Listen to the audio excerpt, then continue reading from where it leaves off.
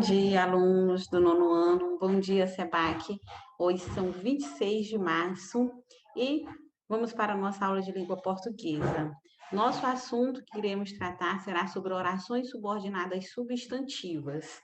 Mas, para nós sabermos e reconhecermos, identificar tais orações, nós vamos voltar um pouquinho nos conteúdos anteriores para identificar as funções do substantivo. O substantivo é uma das classes gramaticais em qual ele ocupa muitas funções sintáticas. E nós vamos relembrar essas funções.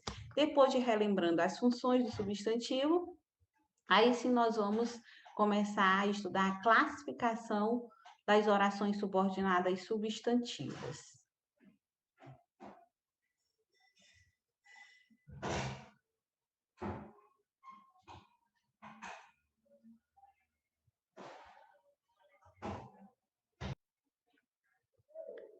Muito bem, agora estarei compartilhando com vocês a tela aqui sobre as funções sintáticas do substantivo. Aqui nós temos, meninas, as funções sintáticas do substantivo. O substantivo desempenha distintas funções sintáticas, tais como sujeito, predicativo. Quando nós falamos de predicativo, meninos, nós podemos analisar o predicativo como predicativo do sujeito ou predicativo do objeto do verbo, que é o complemento verbal. Objeto direto, objeto indireto, complemento nominal, aposto, agente da passiva, vocativo e adjunto adverbial. Todas essas aqui são as funções que o substantivo exerce sintaticamente. E nós vamos precisar reconhecer essas funções para classificar as orações subordinadas, como sujeito, predicativo, objeto direto, objeto indireto, complemento nominal e aposto. Através dessas funções aqui que nós classificaremos as orações subordinadas. Nós vamos ver agente da passiva, vocativa e adjunto adverbial. Porém, essas três últimas não entram na parte das orações subordinadas. Vamos lá aqui analisando o substantivo como sujeito. Temos o exemplo: Carlos é gentil e cavalheiro. Aqui está destacado Carlos, é um substantivo próprio e está funcionando como sujeito. Para eu encontrar o sujeito na frase, eu pergunto o que ou quem para o verbo. O verbo aqui é, eu pergunto quem é gentil, quem é cavalheiro? Carlos. Então, Carlos é o sujeito. Aqui nós temos o substantivo Carlos fazendo o papel de sujeito. E aqui, como predicativo, o substantivo funcionando como predicativo. Primeiro, vamos ver como predicativo do sujeito.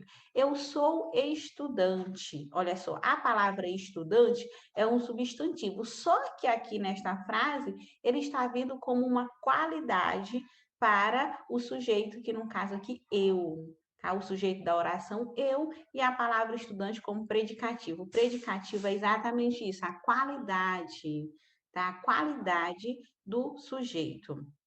Característica. E o predicativo do objeto direto? Se já sabemos que predicativo é característica, é qualidade, então aqui nesse caso, o predicativo está dando uma qualidade para o objeto direto, que é o complemento do verbo.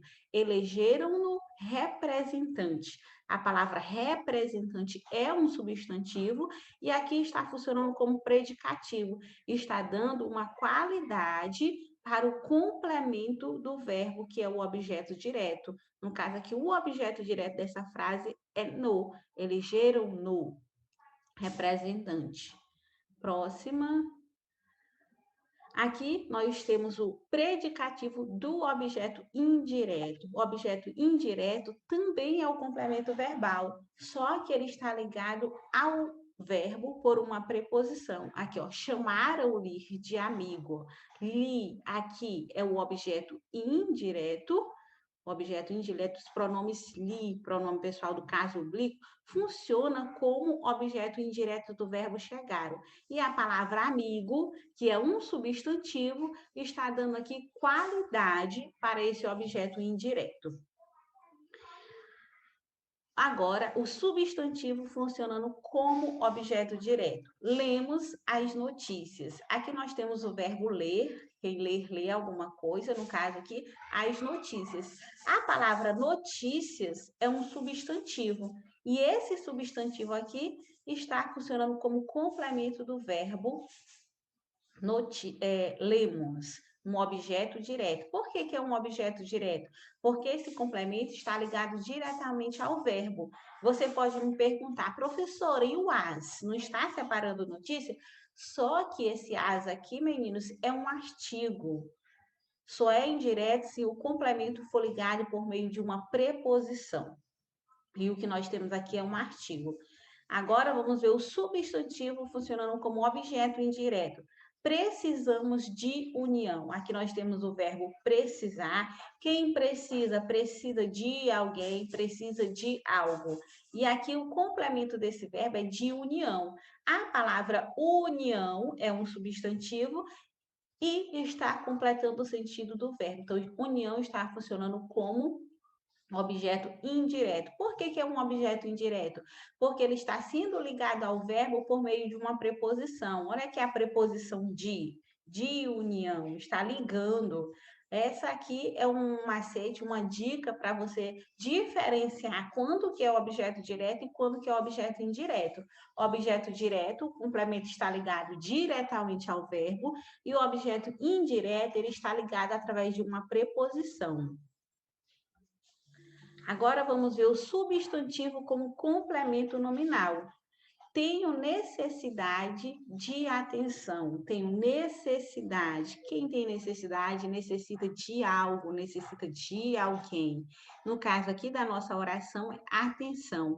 A palavra atenção é um substantivo e está completando o sentido de um nome. O complemento nominal completa um nome. Necessidade é um substantivo.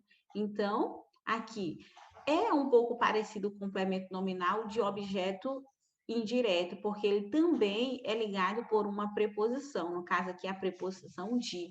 A diferença é que no objeto indireto, o complemento completa o sentido de um verbo. E no complemento nominal, ele completa o sentido de um substantivo. Aqui, ó, necessidade é um substantivo. De atenção é o complemento desse substantivo. A atenção também é um substantivo. Então, nós já vimos aqui o substantivo exercendo a função de sujeito, a função de predicativo, a função de objeto direto, a função de objeto indireto e agora a função de complemento nominal. E o aposto, que é o que nós vamos ver agora. Aposto é um termo que explica um outro termo. Uma frase, ambos os diretores, pai e filho, retornaram à reunião. Observe as palavras destacadas, pai e filho, está funcionando como aposto. Como assim aposto? Pai e filho está explicando quem são os diretores, ambos os diretores. Quem são os diretores? Pai e filho. E observe que o aposto está entre vírgulas. Essa é uma característica. Aposto vem entre vírgulas, depois de dois pontos ou entre travessão. Já fica uma dica para reconhecer uma oração subordinada positiva. E aqui vamos ver agora o substantivo funcionando como vocativo. Vocativo é um chamamento. Chamamento sempre vem também separado por uma vírgula. Lembre-se, professora, de atribuir notas aos trabalhos. Professora aqui é o vocativo. É a mesma coisa que eu dizer, nono ano, lembre-se de fazer a sua tarefa. Olha só, o vocativo na frase que eu citei é nono ano. Chamei o nono ano. E o agente da passiva? O substantivo funcionando como agente da passiva. Exemplo, os livros foram lidos pelos alunos. A palavra destacada aqui, alunos, que é um substantivo, certo? Funcionando como agente da passiva. E o que é esse agente da passiva? O agente da passiva é aquele que faz com que o sujeito sofra a oração. Aqui, ó, quem foram lidos os livros? Nessa oração aqui, os livros estão funcionando como sujeito. E os alunos fizeram com que eles receberam a ação. Então, alunos é o agente da passiva. E agora, adjunto adverbial. O exemplo, retornamos à Bahia. Bahia é um substantivo próprio, adjunto adverbial. É só lembrar do advérbio. Advérbio é a palavra ou expressão que modifica o sentido de um verbo, de um adjetivo ou de um próprio advérbio. Essas três últimas classes aqui do substantivo como função sintática não vamos utilizar nas orações subordinadas substantivas, mas eu coloquei aqui para vocês relembrarem essas funções do substantivo. Agora nós vamos, onde que essas funções vai se encaixar nos nossos estudos? As orações subordinadas substantivas são aquelas que têm o valor de substantivo, viu? Por isso que foi importante retomar esse conteúdo para lembrar o valor que o substantivo exerce em uma frase. Então, todas as orações subordinadas substantivas têm um valor de substantivo. E a classificação das orações depende da função sintática que esse substantivo está exercendo em relação à oração principal. Aqui na coluna, na primeira coluna, eu tenho a função sintática do substantivo e na segunda coluna já estou dizendo aqui a classificação da oração subordinada substantiva. Aqui, quando o substantivo estiver funcionando como sujeito, nós teremos uma oração subordinada substantiva subjetiva. Quando o substantivo estiver fazendo o papel de sujeito, eu tenho uma oração subordinada substantiva subjetiva. Quando o substantivo estiver fazendo o papel de predicativo, oração subordinada substantiva predicativa. Quando o substantivo fazer o papel de objeto direto, oração subordinada substantiva objetiva direta.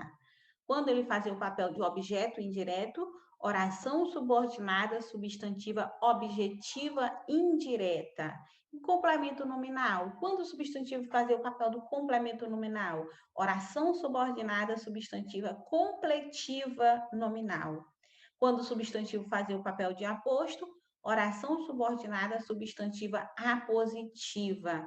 Observe a classificação das orações, meninos, como o nome da oração subordinada é parecida com o papel que o substantivo está exercendo, com a função sintática dele, ó, subjetiva, sujeito, predicativa, predicativo, objetiva direta, objeto direto, objetiva indireta, objeto indireto, completiva nominal, complemento nominal, apositiva, quando ele estiver exercendo a função sintática de aposto. Muito bem. Observar que através dessas funções é que nós temos a classificação das orações subordinadas. Podem ser consideradas orações subordinadas aquelas que exercem a função sintática em relação a um ou mais termos de outra oração, denominada aqui a oração principal. Nós temos período composto por subordinação, formado por uma oração principal e uma oração subordinada. Se tiver duas orações, se tiver mais orações, vamos fazer análise, se é oração coordenada, se é oração subordinada, e assim sucessivamente. De acordo com a função exercida em relação à oração principal, a oração subordinada pode ser substantiva, adjetiva e adverbial. As orações subordinadas têm três classificações: substantiva, adjetiva e adverbial. Nós vamos ficar estudando nesse bimestre as orações subordinadas substantivas, que aí vem as demais classificações das subordinadas substantivas. Certo, meninos? Então, esse material está no grupo de vocês, para vocês copiarem no caderno. Quem puder imprimir, pode imprimir, não tem problema. Estudem, revisem bastante. Se as dúvidas persistirem, nós já vamos nos encontrar segunda-feira, presencial, quem for retornar. Caso não retorne, vamos continuar na modalidade online, tá, meninas? Então, é isso aí. Bons estudos para vocês e até a próxima aula.